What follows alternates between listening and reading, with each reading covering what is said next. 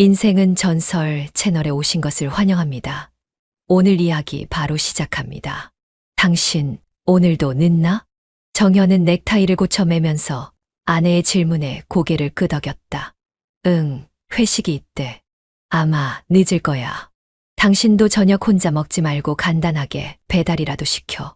아내 수지는 평소처럼 부드러운 미소를 지으며 남편의 넥타이를 매만졌다. 남편의 출근을 챙기는 이 일상이 너무나 자연스러웠다. 그녀는 따뜻한 차 한 잔을 내밀며 여느 때와 다름없는 모습으로 말했다. 알았어. 당신 일 끝나고 집에 올 때 피곤하면 전화해. 내가 내려가서 데려올게. 괜찮아, 당신도 피곤할 텐데. 어쨌든 조심해서 다녀오고 너무 무리하지 마. 남편의 손길이 살짝 그녀의 볼을 스치고 그는 부드러운 눈빛을 남긴 채 현관문을 열고 나섰다. 수지는 문이 닫히는 소리가 집 안을 울릴 때까지 가만히 서 있었다. 남편이 엘리베이터에 타는 소리, 그리고 층수가 내려가는 숫자가 하나씩 바뀌는 것을 눈으로 확인한 후에야 그녀는 미소를 지었다. 그녀는 부엌에 놓여있던 머그잔을 싱크대에 올려놓고 이제 막 익숙한 또 다른 하루를 시작했다. 수지는 방으로 들어가 서랍에서 작은 파우치를 꺼냈다. 거울 속 자신의 모습을 찬찬히 살폈다. 남편 앞에서는 단정한 옷차림과 은은한 화장이었지만 지금부터는 달랐다. 그녀는 메이크업을 정리한 뒤 좀 더 또렷한 아이라인을 그렸다. 입술에는 평소보다 한층 더 선명한 붉은색 립스틱을 발랐다. 옷장 속에서 남편이 본 적 없는 원피스를 꺼내 걸쳤다. 몸에 꼭 맞는 실루엣이 그녀를 한층 더 세련되고 도발적인 모습으로 만들어 주었다. 완벽해. 그녀는 만족스러운 미소를 지으며 머리칼을 한 번 쓸어 넘겼다. 이제 준비는 끝났다. 가방을 챙기고 문을 나서면서 다시 한 번 휴대폰을 확인했다. 오늘 9시 30분 가게에서. 그는 단 한 줄의 문자만 보냈지만 수진에게는 그 짧은 문장이 가슴을 뛰게 했다. 햇살이 따사롭게 내리쬐는 오전, 동네 사람들은 분주했다. 학교 가는 아이들, 장을 보는 주부들, 출근길이 아닌 조금은 여유로운 발걸음을 내딛는 사람들이 보였다. 그 속에서 수지는 익숙한 골목길을 따라 발걸음을 재촉했다. 그녀가 향한 곳은 작은 식당이었다. 평범한 사람이라면 그냥 지나칠 법한 조용한 가게. 유독 점심 장사만 하는 이곳은 그녀에게 특별한 공간이었다. 문을 열자 따뜻한 밤 냄새가 스며들어 있는 공기가 그녀를 맞았다. 그리고 그곳에는 이미 기다리고 있는 한 사람이 있었다. 왔어. 그는 앞치마를 두른 채 주방에서 고개를 돌려 그녀를 바라보았다. 눈빛이 깊었다. 수지는 천천히 다가가며 나지기 말했다. 응, 오늘도 우리 둘뿐이네.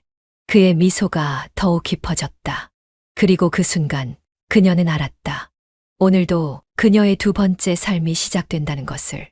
식당의 마지막 손님이 나가자마자 수지는 손에 익숙한 동작으로 문을 잠갔다. 딸각.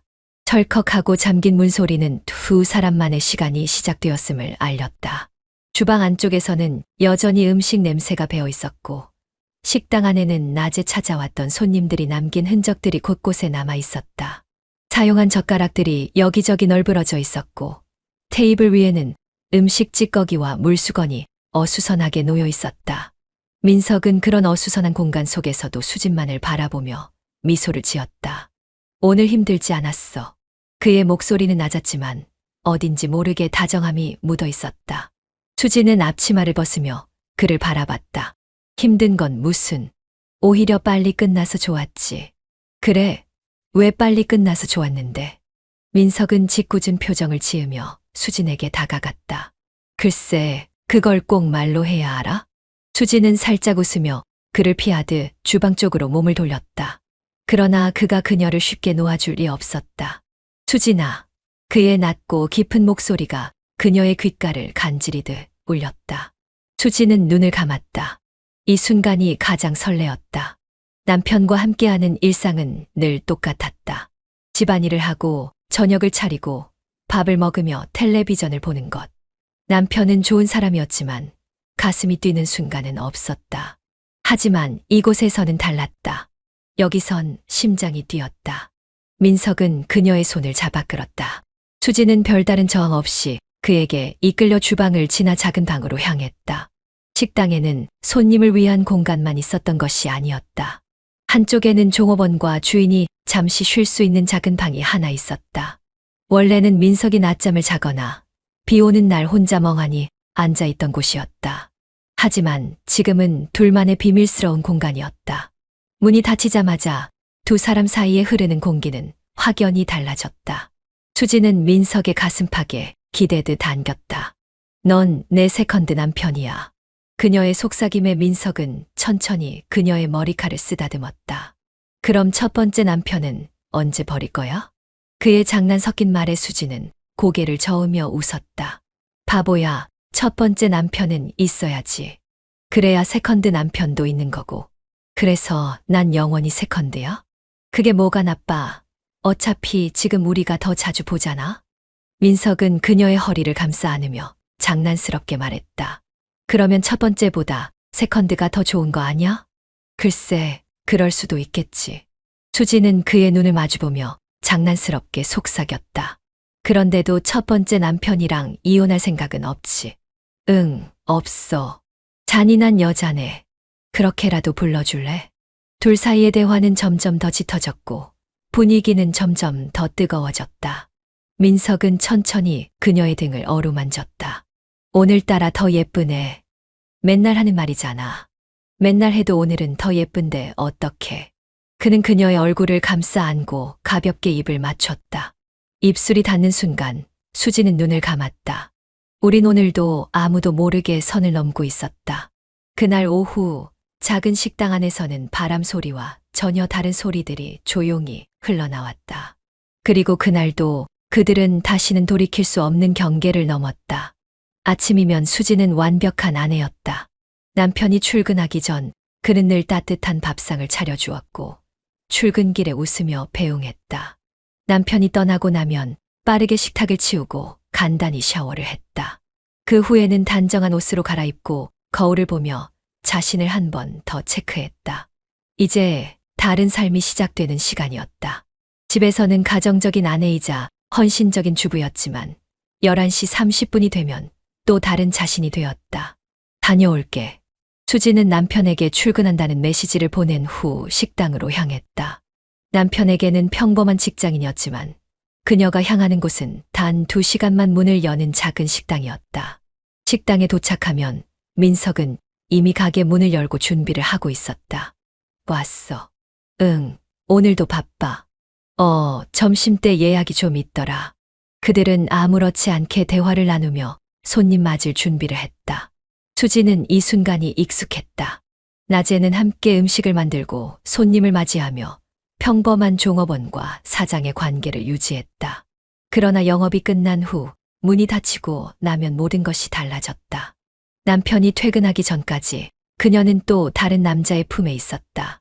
수지는 남편과 함께 있을 때 늘 같은 패턴의 대화를 나눴다. 오늘 하루 어땠어? 그냥 뭐 똑같지. 당신은? 나도. 회사에서 일하고 왔지 뭐.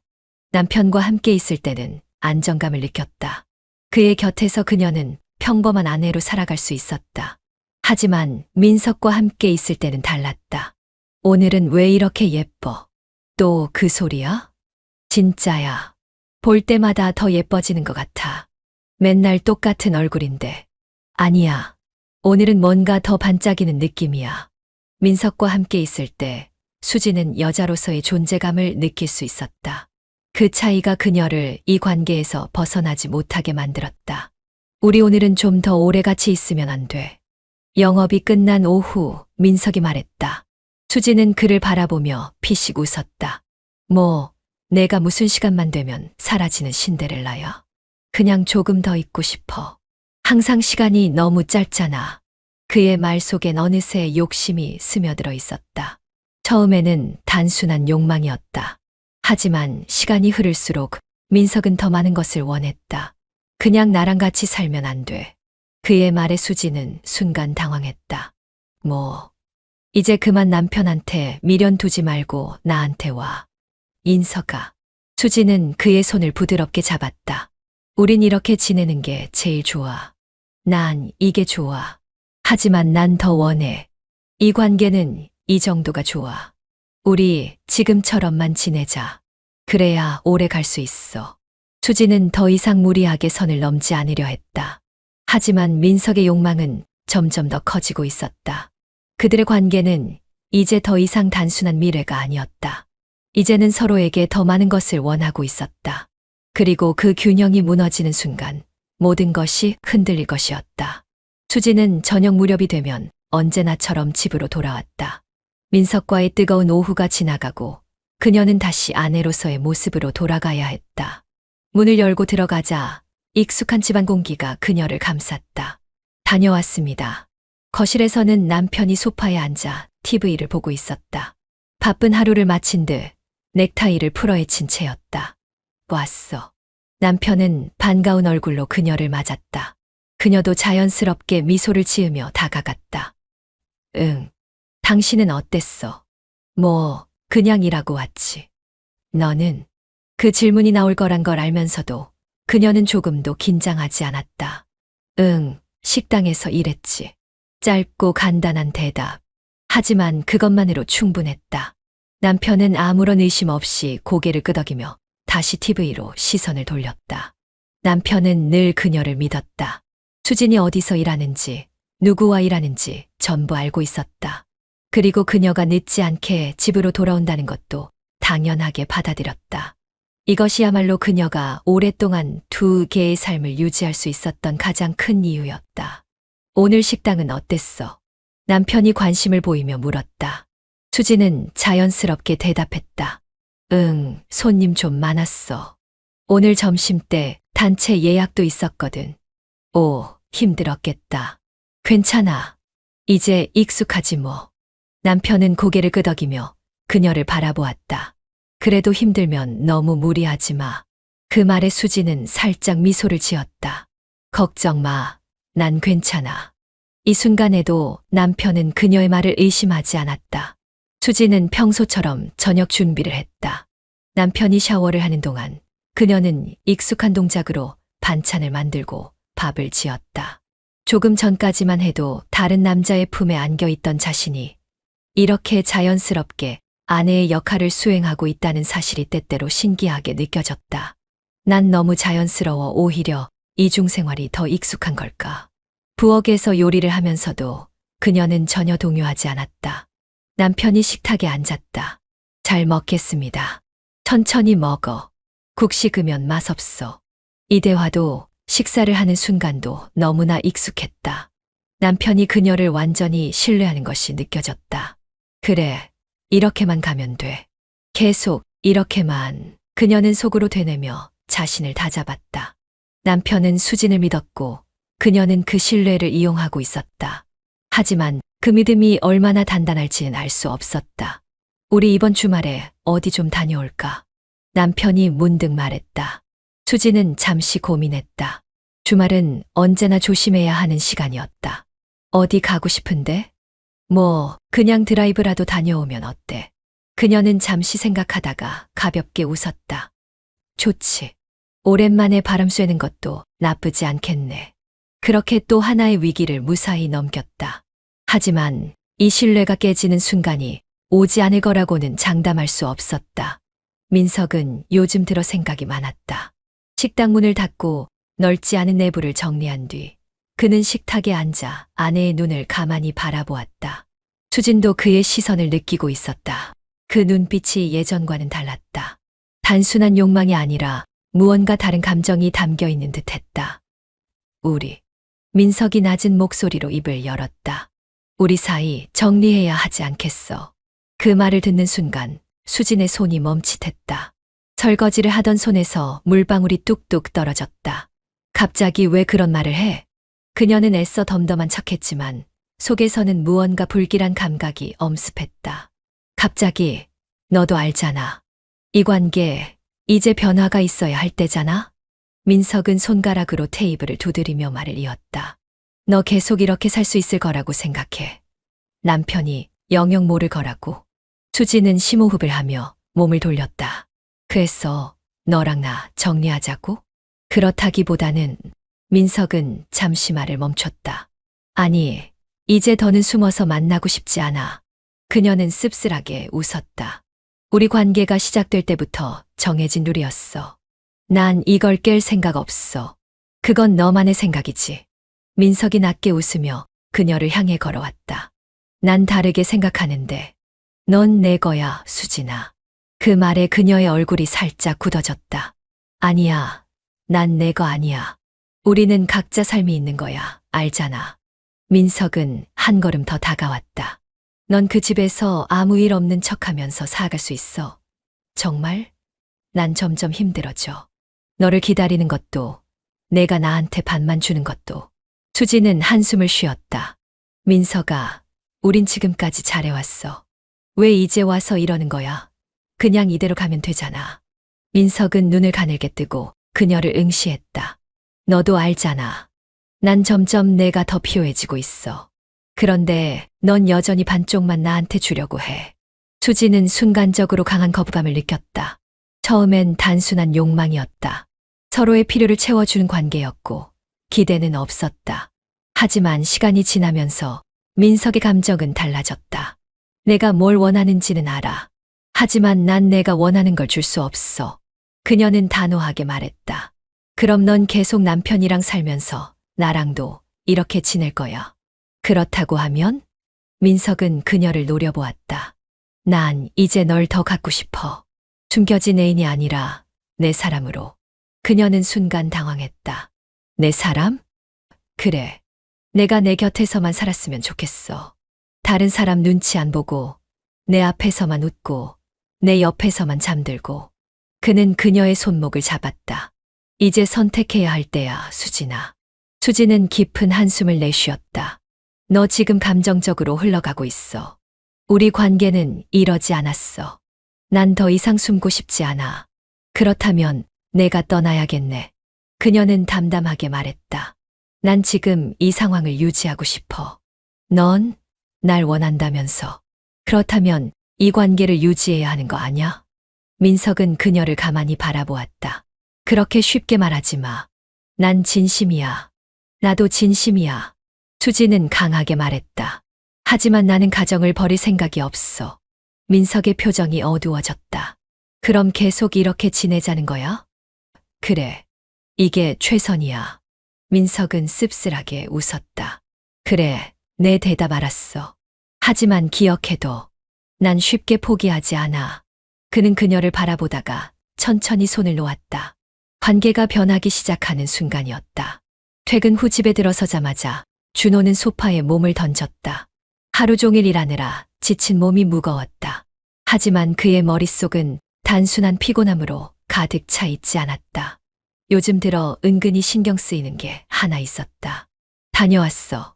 부엌에서 저녁을 준비하던 수진이 환하게 웃으며 돌아봤다. 왔어.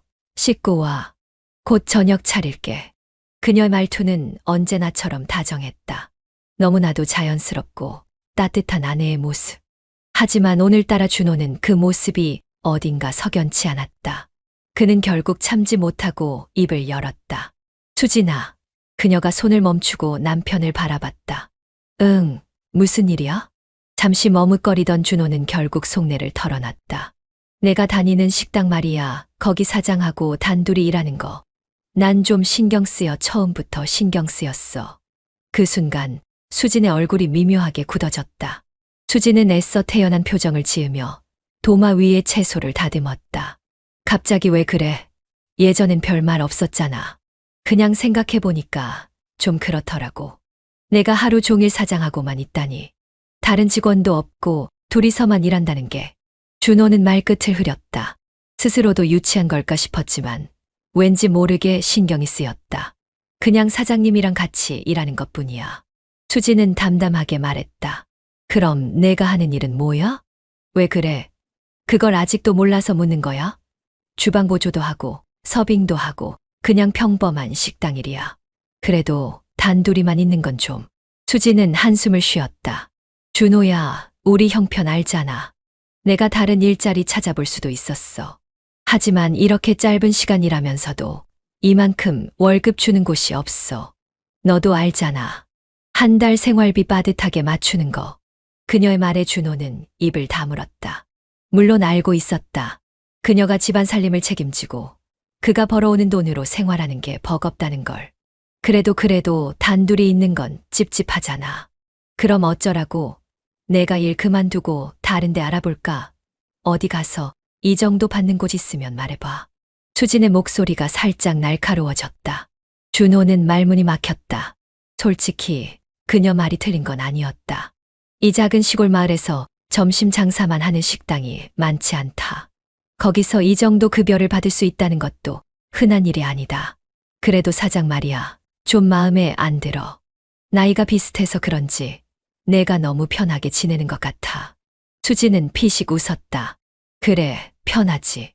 서로 맞춰가면서 일하는 게 쉬운 일이 아니거든.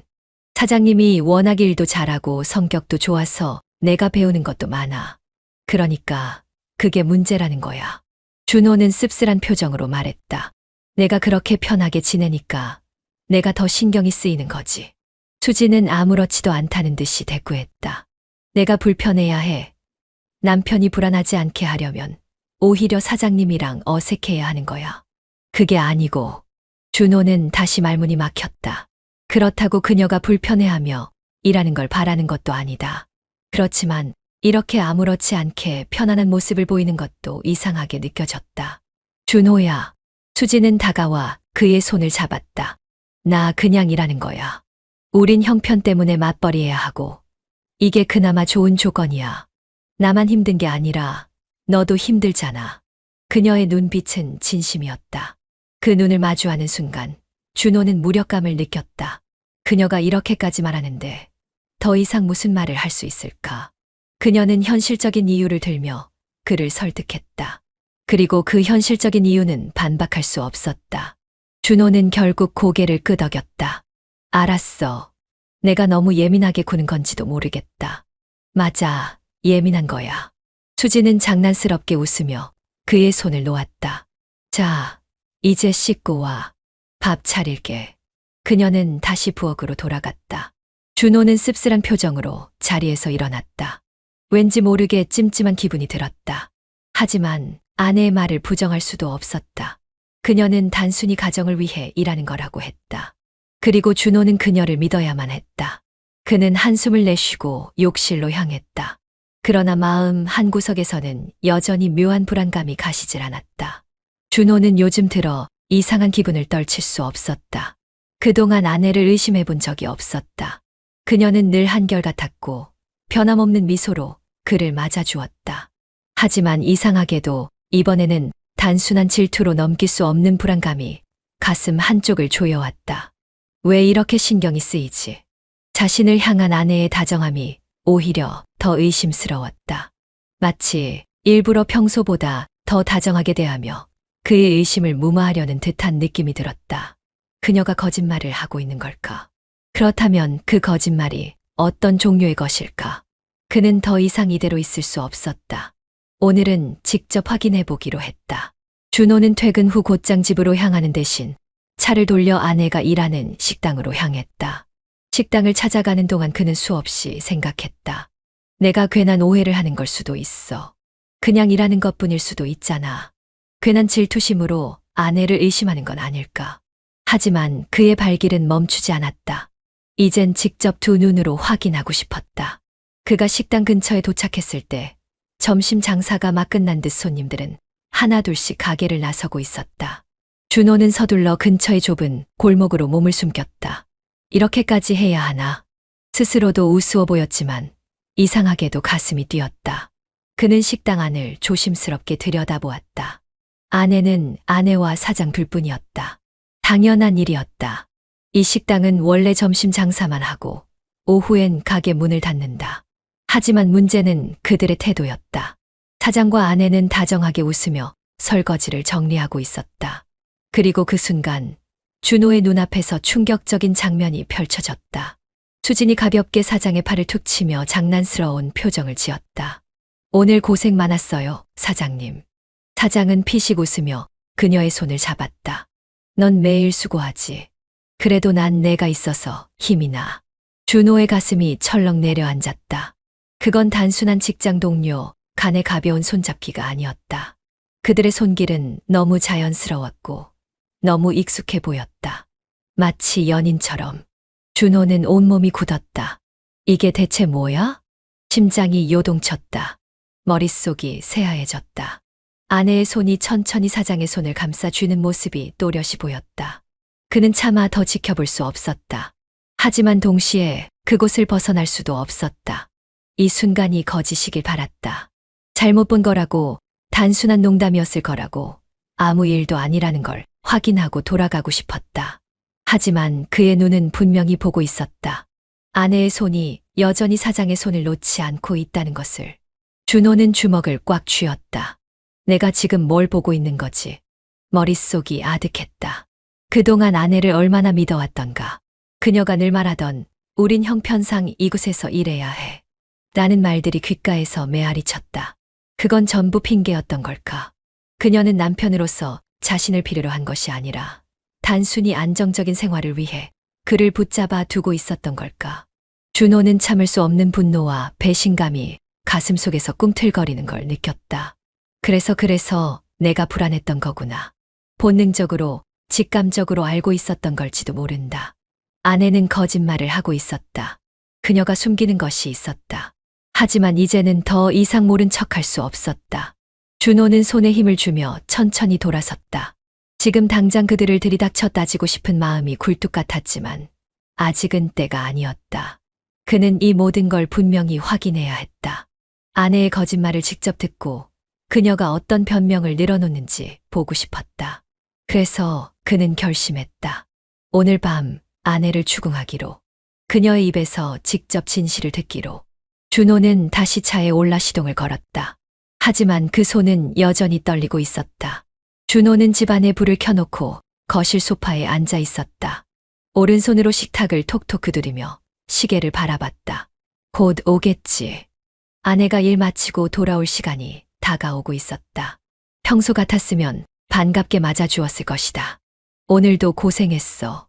이 말이 입에서 자연스럽게 나왔을 텐데 오늘은 달랐다. 마음속엔 분노와 실망이 엉켜 있었고 아내를 보면 어떤 표정을 지어야 할지 몰랐다. 평소처럼 태연하게 대해볼까. 하지만 생각해보니 그럴 필요가 없었다. 이제는 더 이상 속고 싶지 않았다. 분명한 사실 받고 직접 확인해야 했다. 이제 그녀가 어떻게 나올지, 어떻게 반응할지 궁금할 뿐이었다. 현관문이 열리고 아내가 들어왔다. 왔어. 아내의 목소리는 평소와 다름없었다. 피곤한 기색도 없이 가벼운 걸음걸이로 안으로 들어오며 웃었다. 그녀는 평소처럼 가방을 벗어 소파에 던지고 부엌으로 향했다. 밥 차릴까? 준호는 여전히 테이블을 두드리며 천천히 고개를 들었다. 그의 눈빛이 아내를 향했다. 오늘 어떻게 보냈어? 아내가 냉장고에서 물을 꺼내던 손을 멈추고 남편을 바라보았다. 응. 오늘 하루 어땠냐고. 그녀는 짧게 웃으며 다시 물을 꺼내 마셨다. 늘 똑같지. 오전에 가서 장사 준비하고, 점심 장사하고, 마감 정리하고. 끝. 역시나 태연했다. 준호는 여전히 가만히 앉아 있었다. 그리고 잠시 침묵을 두더니 아무렇지 않게 말을 꺼냈다. 식당 사장이랑 손잡는 건 무슨 의미야? 공기가 단숨에 얼어붙었다. 아내의 표정이 굳었다. 손에 들고 있던 물병이 잠시 허공에서 멈칫했다. 그녀는 애써 웃음을 유지하려 했지만 목소리가 살짝 떨렸다. 뭐라고 했어? 준호는 몸을 소파에서 앞으로 숙이며 그녀를 바라봤다. 방금 말 그대로야. 오늘 내가 식당에 갔었어. 그녀는 여전히 표정을 유지하려 했지만 눈빛이 흔들리고 있었다. 무슨 말 하는 거야? 당신이 거기 왜 갔어? 그건 중요하지 않아. 준호는 자리에서 일어나 그녀를 향해 걸어갔다. 내가 직접 봤어. 내가 사장이랑 손잡는 거. 아내는 마치 무언가를 머릿속에서 재빠르게 계산하는 듯 보였다. 손 잡았다고. 그게 뭐 어때서? 준호는 비웃듯 웃으며 그녀의 대답을 되뇌었다. 그래. 뭐 어때서?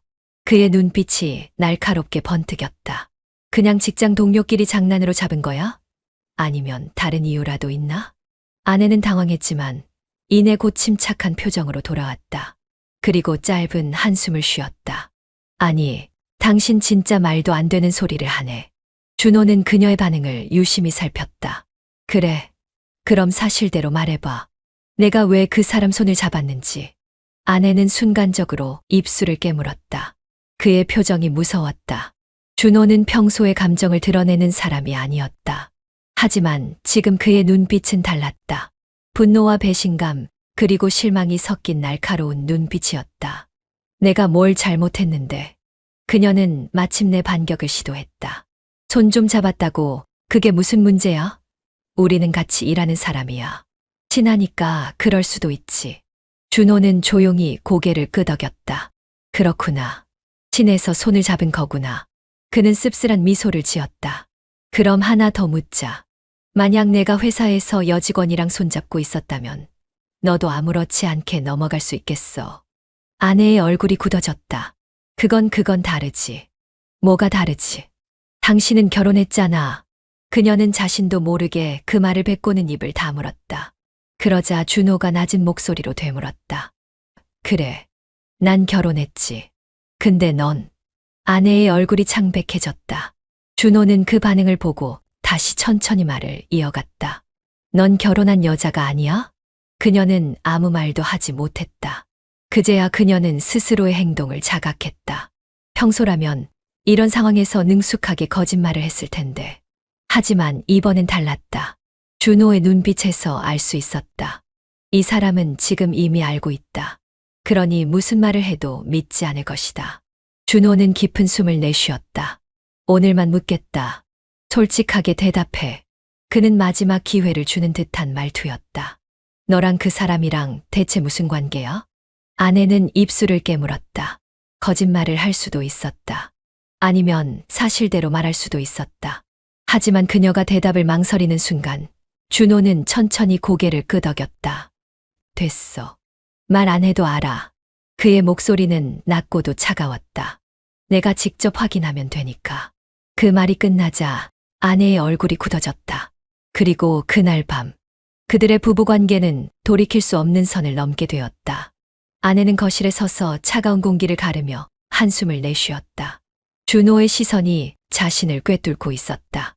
그 눈빛이 너무도 날카로워서 마치 심장을 도려내는 듯한 느낌이 들었다. 하지만 그녀는 침착해야 했다. 그냥 장난이었어. 그녀는 최대한 태연한 목소리로 말했다. 그 사람이랑 손잡은 거 별거 아니야. 당신이 괜히 예민하게 받아들이는 거야. 그러나 준호는 미동도 하지 않았다. 눈빛은 더욱 어두워졌고 손을 주머니에 찔러 넣은 채 천천히 고개를 끄덕였다. 장난이었어. 그의 목소리는 낮고 차분했지만 그 속에는 무거운 분노가 스며들어 있었다. 그래. 아내는 억지로 미소를 지으며 부드러운 말투로 이어갔다. 당신도 알잖아. 직장에서 친하게 지내는 건 이상한 일이 아니야. 그냥 순간적으로 그랬을 뿐이야. 그 사람이 내 손을 잡았고 난 그냥 잠깐. 준호는 그녀의 말을 끊었다. 그럼 휴대폰 좀 보여줘. 아내의 표정이 순간적으로 굳었다. 하지만 이내 다시 여유로운 표정을 되찾았다. 휴대폰 좀 보여달라고. 준호는 단호하게 말했다. 그렇게까지 의심할 일도 아니잖아. 그냥 봐도 되지. 아내는 속으로 격렬하게 머리를 굴렸다. 휴대폰. 그 안에는 지금까지 주고받은 문자와 통화 기록이 남아 있었다. 설마 이 순간을 예상하고 미리 지웠어야 했나? 아니면 지금 바로 지우고 보여주면 될까? 하지만 남편 앞에서 그럴 수도 없었다. 그러는 순간 그가 자신을 더 의심하게 될 게 뻔했으니까. 아내는 애써 웃으며 천천히 대답했다. 아니, 갑자기 왜 그래? 갑자기가 아니라 확인하고 싶으니까. 설마 진짜로 내 휴대폰까지 검사할 생각이야? 응. 아내는 어이없다는 듯 피식 웃으며 팔짱을 꼈다. 당신 진짜 너무하는 거 아니야? 부부 사이에 신뢰가 있어야지. 내가 그 사람 손잡은 것만 가지고 이렇게까지 할 일은 아니잖아. 준호는 여전히 눈을 피하지 않고 그녀를 뚫어져라 바라봤다. 그럼 더더욱 문제될 게 없겠네. 보여줘. 그 순간 아내의 숨이 턱 막혔다. 이건 좀 아니지 않아? 아내는 목소리를 높이며 고개를 저었다. 당신 대체 왜 이래? 지금 나를 완전히 죄인 취급하는 거야. 준호는 아내의 반응을 가만히 지켜보았다. 그녀가 보이는 모든 행동은 불안감에서 비롯된 것이었다.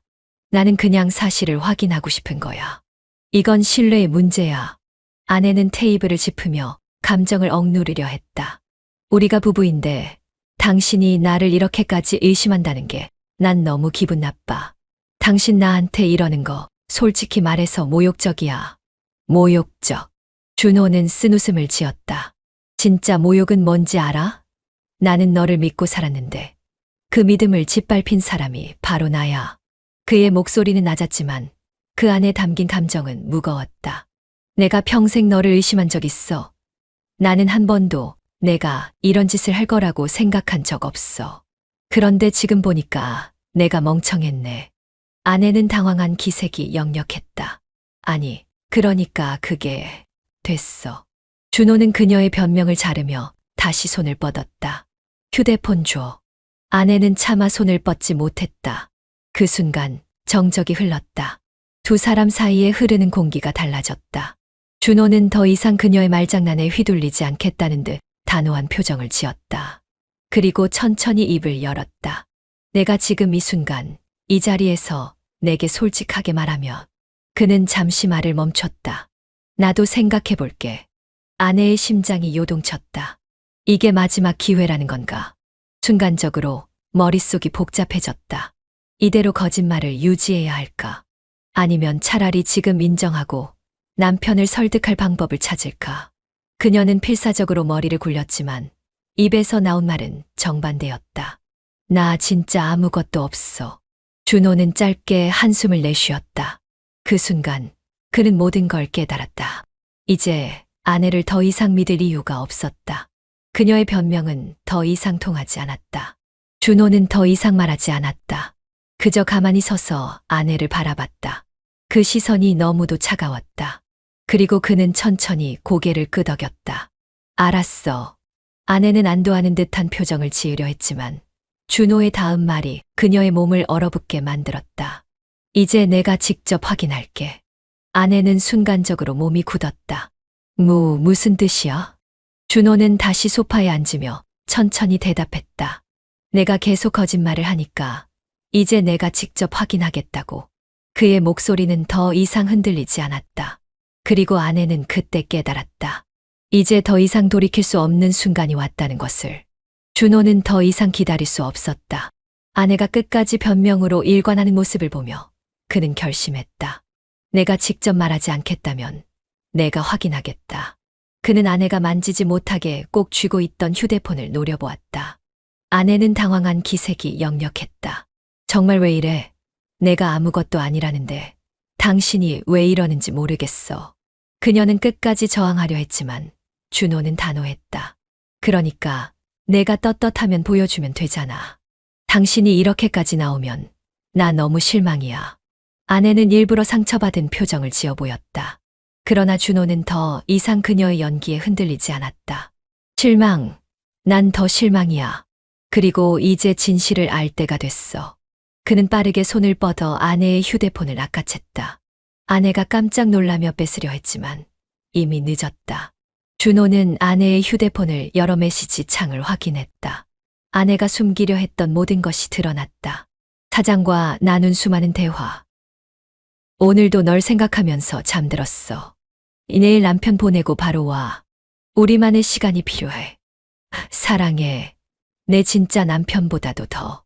그의 손이 떨렸다. 한 줄 읽어 내려갈 때마다 분노와 배신감이 온몸을 휘감았다. 그녀가 그저 순간의 실수였다고 했던 말이 완전히 거짓임이 증명됐다. 이건 단순한 바람이 아니었다. 이건 완전히 두 집 살림이었다. 이게 뭐야? 준호가 낮고 무겁게 묻자 아내는 입을 열지 못했다. 그녀의 얼굴이 하얗게 질렸다. 이게 내가 말했던 그냥 장난? 아내는 말을 더듬으며 변명을 시도했다. 그건 그냥 내가 순간적인 실수. 준호는 비웃듯이 웃었다. 순간적인 실수가 5년 동안 이어졌어. 그는 휴대폰을 그녀에게 던지듯 돌려주었다. 이제 뭘 변명할 거야? 내가 직접 본 이 증거 앞에서도 거짓말할 거야. 아내는 더 이상 말할 수 없었다. 그저 입을 꾹 다문 채 고개를 숙였다. 준호는 깊은 숨을 내쉬며 다시 한번 묻듯 말했다. 너 대체 나를 얼마나 우습게 봤던 거야? 분노로 가득 찬 준호는 단순한 불륜이 아니라 더 심각한 문제를 인지했다. 메시지를 다시 살펴보니 단순한 미래가 아니었다. 그녀는 사장과 마치 부부처럼 살아가고 있었다. 오늘도 당신이 차려준 밥을 먹으니 너무 행복해. 이제 우리도 같이 여행 가야지. 우리 관계 진짜로 정리해야 하는 거 아니야? 그는 경악했다. 너 나랑 살면서 저 사람이랑도 완전히 같이 살고 있었던 거야? 아내는 입술을 깨물며 말을 못했다. 도대체 언제부터야? 준호의 목소리는 한층 낮아졌지만 그 안에 담긴 감정은 격렬했다. 5년. 아내는 떨리는 목소리로 대답했다. 응. 그 짧은 한마디가 더 큰 충격으로 다가왔다. 준호는 무겁게 고개를 숙였다. 5년 동안 난 바보처럼 널 믿고 살았는데 그는 그제야 모든 것이 이해됐다. 아내가 왜 사장이 있는 식당을 고집했는지, 왜 남편이 반대할 때마다 무조건 그곳을 지키려 했는지, 그 모든 것이 바로 이 관계를 유지하기 위해서였다는 사실을. 준호는 깊은 한숨을 내쉬며 천천히 몸을 일으켰다. 더 이상 이 집에 있을 이유가 없었다. 너랑 더 이상 할 말 없어. 그는 천천히 현관으로 걸어갔다. 아내는 그의 팔을 붙잡으며 간절한 눈빛을 보냈다. 제발 내 얘기 좀 들어줘. 들어줄 가치가 없어. 준호는 단호하게 말했다. 넌 5년 동안 나를 속였고 이제 와서 나한테 뭘 들으라고. 그는 아내를 뿌리치고 문을 열었다. 그리고 마지막으로 한마디 던졌다. 이제 너도 내가 한 짓에 대한 대가를 치르게 될 거야. 그 말과 함께 문이 닫혔다. 아내는 무너지는 듯 바닥에 주저앉았다. 그녀는 그 순간 자신이 모든 것을 잃었다는 것을 깨달았다. 준호는 소파에 앉아 깊은 고민에 빠졌다. 휴대폰을 손에 쥔 채 화면을 켜고 끄기를 반복했다. 이혼은 이미 마음먹었다. 하지만 단순히 법적인 절차를 밟아 끝내기엔 너무나도 억울했다. 5년 동안 속아온 자신의 삶이 떠올랐다. 믿고 사랑했던 아내가 감쪽같이 이중생활을 하며 자신을 기만해 온 그 세월이, 그리고 이제 와서 용서를 구하는 그 뻔뻔한 태도가 이대로 그냥 넘어갈 순 없어. 그는 천천히 눈을 감고 생각했다. 아내와 사장은 자신의 배신을 아무렇지도 않게 여기고 다시 새로운 곳에서 같은 일을 반복할지도 몰랐다. 그들은 다른 사람들에게도 같은 거짓말을 하며 또 다른 피해자를 만들어낼 것이었다. 어차피 이혼할 거라면 그들도 얼굴 들고 다니지 못하게 만들어야지. 그는 결심했다. 그리고 바로 뉴스 제보란을 검색하기 시작했다. 준호는 지역 방송국의 탐사 보도팀에 연락을 취했다. 인터넷으로 간단한 제보 양식을 작성한 후 직접 전화를 걸었다.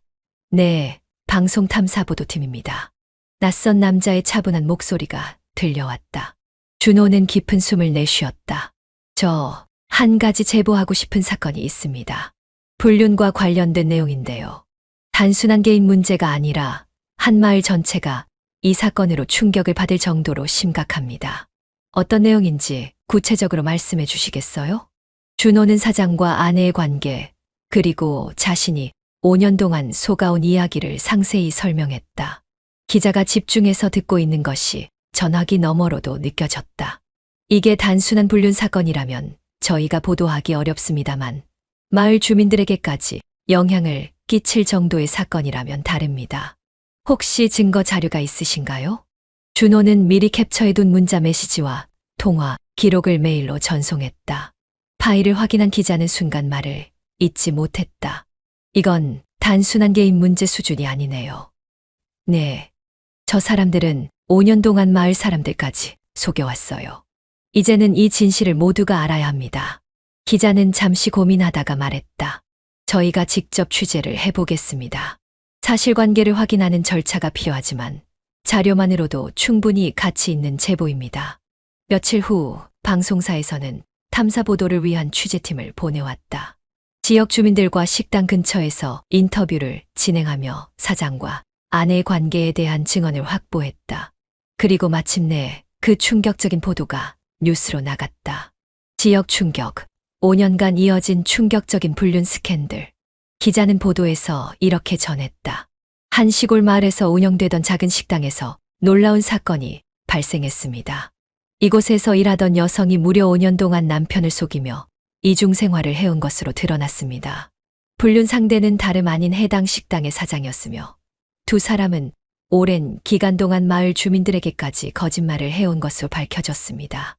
뉴스에는 준호가 제공한 문자 메시지 내용과 함께 식당에서 두 사람이 손을 잡고 있는 CCTV 화면도 공개되었다. 그 순간 지역 사회는 충격에 휩싸였다. 말도 안 돼. 난 그냥 저 여자가 성실하게 일하는 줄 알았는데. 우리가 다 속은 거야? 5년 동안이나. 식당 사장이랑 아내가 부부처럼 살았다고. 그럼 남편은 뭐가 되는 거야? 마을 주민들은 경악했다. 식당을 단골로 다니던 사람들은 믿을 수 없다는 듯 서로를 바라보았다. 저 식당, 이제 못하겠네. 그냥 불륜이 아니라 두 집 살림을 했다니. 저렇게 뻔뻔하게 살 수 있나? 특히 사장과 친분이 있던 몇몇 사람들은 더욱 큰 충격을 받았다. 난 평소에도 좀 수상하긴 했지만 설마 이 정도일 줄은 몰랐어. 이 동네에서 어떻게 얼굴 들고 다닐 거야. 그날 밤 아내와 사장은 방송을 본 후 넋이 나간 듯 앉아 있었다. 이게 대체 어떻게 된 거야? 사장은 당황하며 머리를 쥐어뜯었다. 누가 제보한 거지? 아내는 식은땀을 흘리며 휴대폰을 움켜쥐었다. 전화벨이 울리자마자 닫았지만 반응은 차가웠다. 너, 내 얼굴도 보기 싫으니까 다신 전화하지 마라. 그것은 그녀의 오랜 친구가 보낸 마지막 연락이었다. 그녀는 손을 부들부들 떨었다. 우리, 이제 끝장이야. 사장은 분노에 차서 이를 악물었다. 우리가 여기서 버틸 수 있을까? 아내는 힘없이 고개를 저었다. 못 버텨. 이제 우리 이 동네에선 살 수 없어. 준호는 조용히 뉴스를 지켜보며 조용한 미소를 지었다. 이것이 그가 원하는 복수였다. 그들은 평생 얼굴을 들고 다닐 수 없을 것이다. 아내가 5년 동안 감쪽같이 자신을 속였듯 이제 그녀도 사람들에게 철저히 버림받을 것이다. 내가 날 속인 만큼 세상도 너를 속일 거야. 그는 그렇게 중얼거리며 조용히 TV를 껐다. 아내와 사장의 불륜이 방송을 타고 퍼진 후 마을은 발칵 뒤집혔다. 조용하고 한적했던 시골 동네에 전국적인 스캔들이 터진 것이나 다름없었다. 그 식당 사장이랑 그 여자 완전히 망신당했어. 아무리 그래도 저렇게까지 뻔뻔하게 살다니 몰랐던 사람은 없어. 다들 수상하다고 생각했지만 이 정도의 줄은 몰랐던 거지. 사람들은 식당 앞에서 수군거리며 헛웃음을 지었다. 그곳은 더 이상 손님이 찾는 곳이 아니었다. 점심 장사만 하던 가게는 이제 단 한 명의 손님도 받지 못한 채 버려진 건물처럼 변해갔다. 방송이 나간 이후 아내와 사장은 계속해서 식당을 열어보려 했다. 하지만 사람들은 기피했다. 그곳에서 밥 먹으면 내 남편까지 저 여자한테 홀리는 거 아니야? 우리가 그런 식당을 이용하면 안 돼. 그게 우리 마을을 더럽힌 사람들이야. 심지어 동네 어르신들은 일부러 식당 앞을 지나가면서 대놓고 욕을 퍼붓기도 했다. 여기서 뭐 하는 거야? 아직도 정신 못 차렸어. 썩 꺼지라고. 더 이상 이 마을에서 얼굴 들고 다닐 생각하지 마. 결국 사장은 손님이 한 명도 없는 텅 빈 식당을 보며 절망했다. 이대로는 안 되겠어. 문 닫자. 아내는 고개를 떨궜다. 이 정도일 줄은 몰랐어. 며칠 후 식당은 결국 폐업했다. 마지막으로 문을 닫고 나오는 날 사장과 아내는 서로를 마주 보았다. 그들의 얼굴에는 피로와 후회만이 가득했다. 우리 이 동네에서 더는 못 살아. 이사 가야겠지? 안 가면 어떻게 버티겠어. 하지만 문제는 돈이었다. 식당 운영이 불가능해지면서 수입이 완전히 끊겼고 사장은 이미 남아있던 돈도 변호사 선임료로 다 써버렸다. 아내 또한 남편이 모든 재산을 관리하고 있었기에 손에 쥔 돈이 거의 없었다. 이렇게까지 몰락할 줄은 몰랐다. 사장과 아내는 결국 마을을 떠났다. 차에 몇 개의 짐만 싣고 조용히 도망치듯 떠나야 했다. 우리 이렇게 도망쳐야 하는 거야. 이게 최선이야. 더 버텨봤자 사람들한테 욕만 먹을 뿐이야. 차창 밖으로 보이는 마을은 더 이상 그들에게 따뜻한 곳이 아니었다. 사람들은 차가 지나가는 것을 보고도 외면했다. 그것이 이 마을 사람들이 그들을 대하는 마지막 태도였다. 두 사람은 마을을 떠나 새로운 곳으로 향했다. 이제 다시 시작하면 된다. 사장은 작은 도시에서 다시 식당을 차릴 계획을 세웠다. 우리가 이사 왔다는 걸 아는 사람은 없어. 처음부터 다시 하면 돼. 하지만 그들의 기대는 무너졌다. 그들이 가게를 열고 몇 주가 지나지 않아 처음 보는 손님이 수군거렸다. 사람들은 그들이 TV에 나왔던 옷차림만 보고도 알아채기 시작했다. 저 사람들, 뉴스에 나온 그 불륜 남녀 아니야? 맞아. 그 식당 사장하고 그 여자, 그 마을에서 쫓겨난 사람들. 순식간에 소문이 퍼졌다. 인터넷은 잊지 않았다. 뉴스에서 본 사람들은 이들을 기억해냈고 그들이 다시 식당을 차렸다는 사실을 알게 되자 온라인 커뮤니티에 글을 올리기 시작했다. 불륜 남녀 우리 동네에서 식당 차렸다. 5년 동안 두 집 살림하던 사장이 여기서 영업한다고? 절대 가지 마세요. 그리고 다시 반복되었다. 손님이 끊겼고 동네 사람들은 그들을 외면했다. 다른 지역으로 도망쳐도 소문은 더 빠르게 퍼졌다. 한편 준호는 이 모든 걸 조용히 지켜보고 있었다. 그는 직접 나서지 않았다. 이미 세상은 충분히 아내와 사장을 벌주고 있었다. 준호는 천천히 커피를 한 모금 마시며 핸드폰을 확인했다. 인터넷 커뮤니티에는 아내와 사장이 쫓겨났다는 글이 계속해서 올라오고 있었다. 그는 미소를 지었다. 내가 하지 않아도 세상이 너희를 심판해 줄 거야. 그렇게 그의 복수는 완성되어 가고 있었다. 새로운 곳에서의 삶도 오래가지 못했다. 식당 문을 열었지만 소문이 빠르게 퍼지면서 손님은 점점 줄어들었다. 이렇게는 못 버티겠어. 사장은 점점 짜증을 냈다. 그는 처음에는 아내에게 의지했지만 이제는 그녀가 짐처럼 느껴지기 시작했다. 너도 이제 현실을 좀 봐야 하지 않겠어. 아내는 당황했다. 현실이라니 우리 함께 버티기로 했잖아. 사장은 한숨을 쉬며 고개를 저었다. 언제까지 이렇게 도망쳐 다녀야 해. 너랑 있으면 해결될 줄 알았는데 오히려 더 힘들어지고 있어. 그래서 이제 와서 나를 버리겠다는 거야? 이제 더는 감당 못하겠다고. 사장은 무책임하게 등을 돌렸다.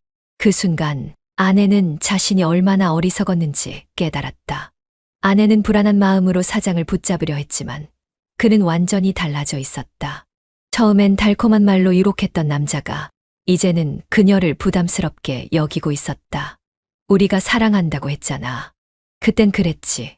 하지만 이제는 아니야. 아내의 손이 공중에 떠돌았다. 그녀는 불안함에 사로잡혔다. 그럼 나는 어떻게 하라고? 나 이제 갈 곳도 없다고. 사장은 무심하게 대답했다. 그건 내가 알아서 해야지. 아내의 눈이 흔들렸다. 그렇게 쉽게 말할 수 있어. 너도 알잖아. 우리 더 이상 예전 같지 않아. 그녀는 끝까지 사장을 붙잡으려 했지만 그는 결국 떠나버렸다. 아내는 혼자가 되었다. 아내는 자신의 처지를 돌아봤다. 남편을 대신했고 가정을 버렸고 심지어 자신이 사랑한다고 믿었던 남자에게도 버림받았다. 내가 도대체 뭘 한 거지? 그녀가 믿었던 사랑은 결국 허황된 감정이었다. 사장이 떠난 후 아내는 아무도 없는 집에서 홀로 앉아 있었다. 불이 꺼진 공간은 차가웠다. 식당도 문을 닫았고 이제 그녀를 받아줄 사람도 없었다. 그녀는 후회했다. 하지만 이미 늦었다. 나는 이제 어디로 가야 하지? 모든 걸 잃어버린 그녀는 이제야 자신의 잘못을 뼈저리게 깨닫고 있었다. 이혼 서류에 도장을 찍은 날 남편은 이상하리만큼 담담했다. 긴 시간 동안 아내를 믿어왔고 가정을 지키기 위해 노력했지만 결국 모든 것이 무너졌다. 그런데도 후회는 없었다. 오히려 다행이야. 혼자 중얼거렸다. 누군가는 그에게 동정을 보냈고 누군가는 안타까움을 표했다. 하지만 그는 이젠 그런 시선을 신경 쓰지 않았다. 이제는 남은 인생을 자신을 위해 살아야 했다. 남편은 일에 집중했다. 혼자가 된 집은 처음엔 공허했지만 점점 익숙해졌다. 내가 왜 이렇게까지 참고 살았지? 그는 자신이 얼마나 많은 것을 희생하며 살아왔는지 돌아봤다. 더 이상 자신을 속이며 살 필요가 없었다. 아침에 눈을 뜨면 커피를 내리고 조용히 책을 읽으며 하루를 시작했다. 예전에는 늘 아내를 신경 쓰느라 자신의 삶을 제대로 챙기지 못했다. 이제는 그럴 필요가 없었다. 어느 날 친구에게서 연락이 왔다. 너 그 여자 소식 들었어? 남편은 별다른 감정 없이 물었다. 뭔데? 사장이랑 완전히 끝났대. 식당도 문 닫고 이사 간 곳에서도 적응 못하고 지금은 혼자서 산다더라. 남편은 조용히 미소 지었다. 그래. 더 이상 분노도 연민도 느껴지지 않았다. 그녀가 어떻게 살든 이제는 상관없었다. 그는 이미 그녀를 지우고 새로운 길을 가고 있었다. 퇴근 후 그는 평소 가고 싶었던 산책로를 걸었다. 차가운 바람이 볼을 스쳤지만 기분이 좋았다. 예전에는 이런 소소한 여유조차 없었다. 그는 하늘을 올려다보며 깊이 숨을 들이쉬었다. 이제는 과거에 얽매이지 않고 온전히 자신의 삶을 살아갈 것이다. 이제 내 인생을 찾을 때야. 그는 길을 따라 걸어갔다. 어두운 과거를 뒤로하고 새로운 내일을 향해. 남편은 이혼 후에도 처음에는 과거의 상처에서 쉽게 벗어나지 못했다. 혼자 있는 시간이 길어질수록 허전함이 몰려왔고 한때 사랑했던 아내와의 추억이 자꾸 떠올랐다. 그러나 그는 과거에 얽매이지 않기로 결심했다. 내가 왜 이런 감정을 계속 가지고 있어야 하지? 이제는 정말 내 인생을 살아야 할 때야. 그는 새로운 삶을 시작하기 위해 노력했다. 오래전부터 배우고 싶었던 운동을 시작하고 책을 읽으며 마음을 다스렸다. 무엇보다도 사람들과 어울리는 시간이 많아지면서 점점 활기를 되찾아갔다. 그러던 어느 날 그는 친구들과의 모임에서 한 여자를 만나게 되었다. 안녕하세요. 처음 뵙겠습니다. 그녀는 밝은 미소를 지으며 인사를 건넸다. 따뜻하고 차분한 분위기의 여성이었다. 처음에는 단순한 인사로 시작했지만 대화가 자연스럽게 이어졌다. 이런 자리에서 만난 게 처음이라 어색하지만 왠지 편안하네요. 그녀도 비슷한 아픔을 가지고 있었다. 한때 사랑했던 사람과 이별한 경험이 있었고 새로운 시작을 준비하는 중이었다. 그는 처음으로 가슴 깊숙이 공감할 수 있는 사람을 만난 것 같았다. 이 사람과 함께라면 다시 사랑할 수 있을까? 그의 망설임을 알아차린 듯 그녀가 말했다. 과거는 중요하지 않아요. 중요한 건 지금 이 순간이죠. 그녀의 말에 그는 처음으로 마음이 편안해졌다. 그들은 천천히 서로를 알아갔고 자연스럽게 가까워졌다. 남편은 더 이상 과거에 얽매이지 않았다. 상처받았던 기억도 배신당했던 아픔도 모두 흘려보내고 있었다. 그녀와 함께하는 시간이 즐거웠고 점점 더 행복해졌다. 오래된 상처는 어느새 희미해지고 그의 얼굴에는 다시 웃음이 피어나기 시작했다. 어느 날 그녀가 그의 손을 살며시 잡았다.